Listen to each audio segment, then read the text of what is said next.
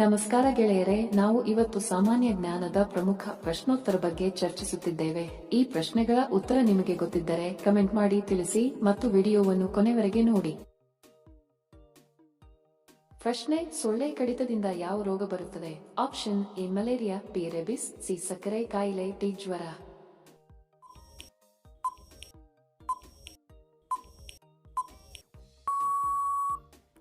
ಸರಿ ಉತ್ತರ option A malaria.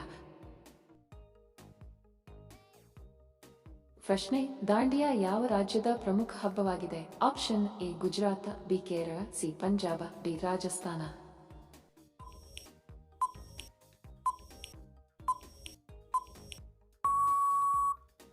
ಸರಿ ಉತ್ತರ ಆಪ್ಷನ್ ಎ ಗುಜರಾತ್. ಪ್ರಶ್ನೆ: ಕಬಡ್ಡಿ ಆಟದಲ್ಲಿ ಎಷ್ಟು ಆಟಗಾರರಿರುತ್ತಾರೆ? Option A 5, B 7, C 9, D 6.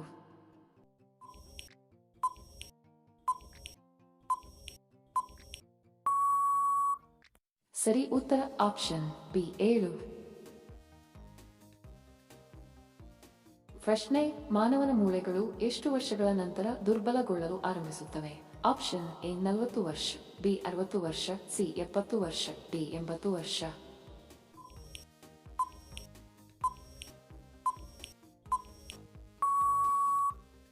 ಸರಿ ಉತ್ತರ ಆಪ್ಷನ್ ಎ 40 ವರ್ಷ.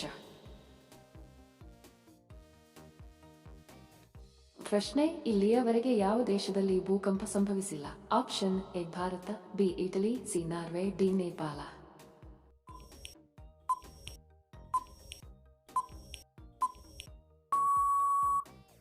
ಸರಿ ಉತ್ತರ ಆಪ್ಷನ್ ಸಿ ನಾರ್ವೆ.